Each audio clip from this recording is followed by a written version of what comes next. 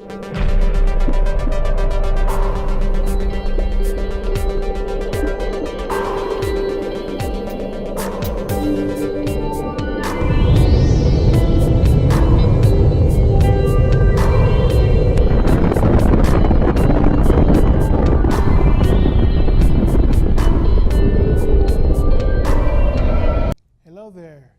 there, this is Maurice Dwayne Smith, and this is Nuclear Popcorn. Far right is the gentleman known as Ricky B., not Anthony, not the president.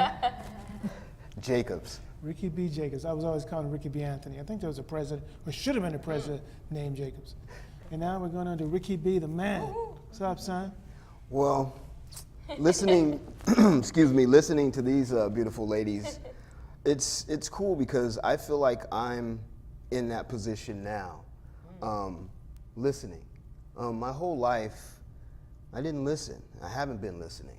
And I've been wondering where I'm at.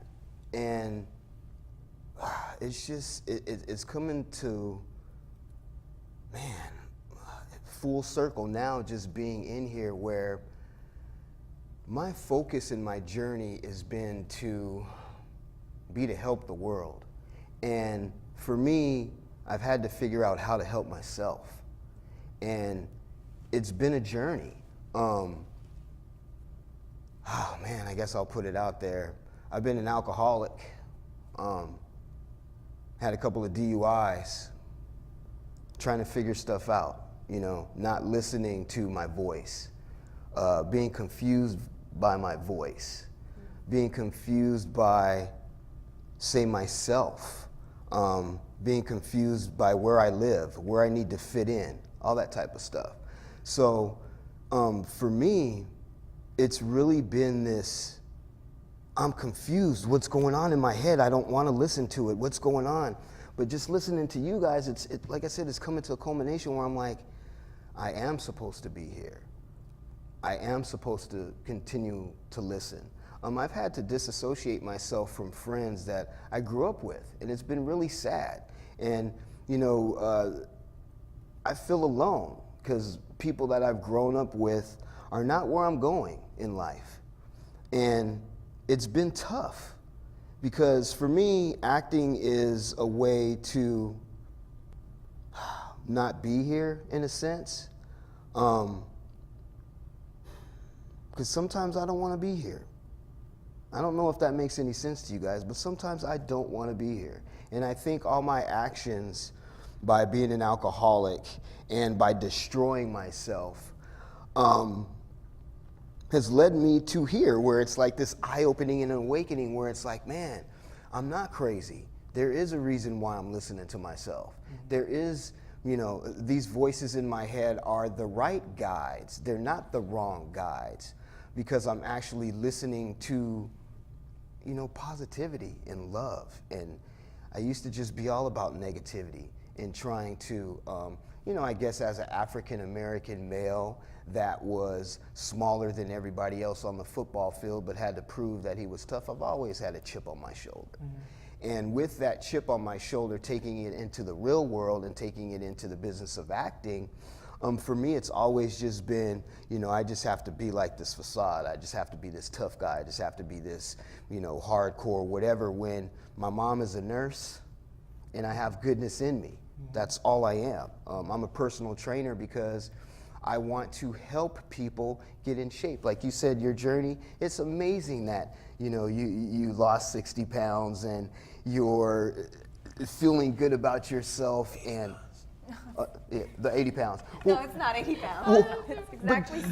But I think that's amazing because I've also joined, I'm plugging everything, Herbalife. And Herbalife is proper nutrition and giving people a life that they never had before.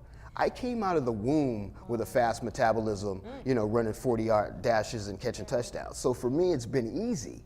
So I want to give that, I'll go ahead and say, God gift to people.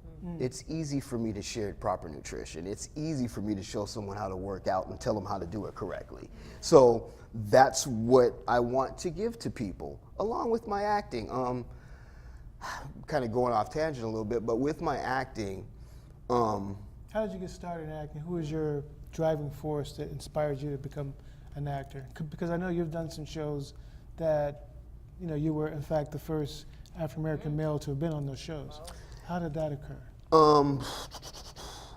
After playing football, I got a stunt gig as a football player on Starship Troopers. Do you guys remember that little futuristic football scene? I'm one of the football players on there. So Paul Verhoeven, Peter Verhoeven, Paul Verhoeven, the director gave me a cameo in that. And so once I got the cameo in that futuristic football scene, I've had the bug ever since. So that was in, 1997, 1995. So I got my SAG card and had just done extra work, got little bit roles on Sweet Valley High, 24, Goosebumps. I've been on Blind Date. I've been on reality TV shows before reality TV shows are what they are now. Like I was on Blind Date, I was on Dating Game, I was on Street Smarts, I was on Change Your Heart. Like I've been on a lot of reality shows. So for me, it was more to just figure out who I am. Like that's what this whole thing has been for me. You know, as an athlete, well, I didn't make it. I made it to the training camp for the professional. I made it to a tryout for the Chicago Bears to get into training camp, and I blew my knee out in the tryout. Never got hurt my whole life, and I blew my knee out for the tryout. Wow. So for me, it was one of those things that set me down that spiral, becoming an alcoholic, not knowing what I'm going to do, figuring, oh man, I was going to be a football star. Well, now what am I going to do? Well, maybe it's something else. Maybe it's a record-breaking actor. Maybe, you Maybe know.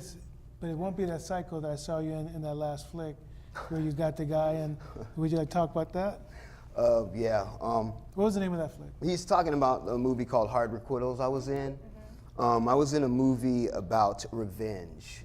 The movie is about a man that meets his physical therapist 15 years later who got him put in jail.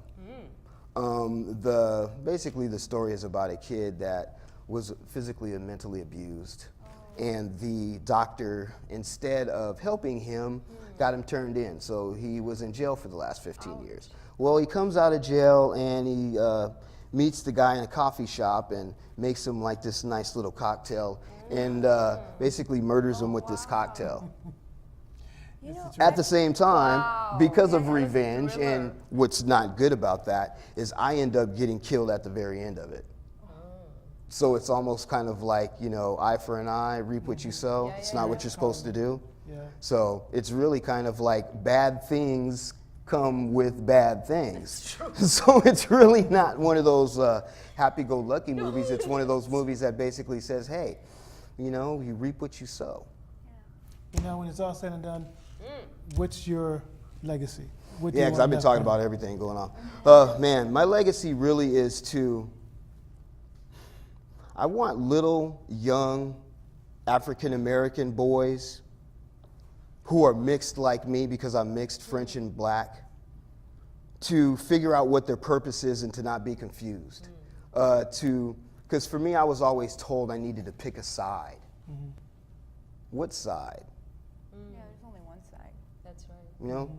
Pigeonhole you. Well, yeah, you know, I need to be black. I need to be, what are you talking about? So for me, it was this understanding of being human. It's the human side. Being a There's human only being. one side. You know, nuclear popcorn, we're from all over the place. We're all the same. That's right. We eat the same, love the same, hurt the same, bleed the same. If we all walk out this door and get hit by a truck, we're all dead.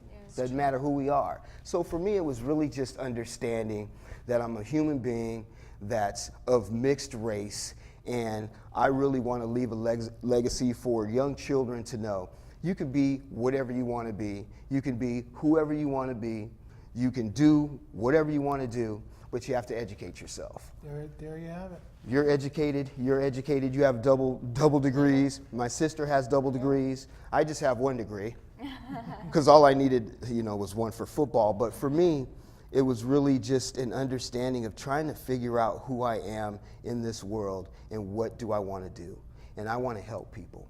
I want to help kids, and I want to help families that can't help themselves. That's cool. That's cool. Now, you've touched on some next project. I will be directing and starring in a film called The Conspirator. Cinematographer, Miosha Bean. We're out of there. This has been Nuclear Popcorn. There you go.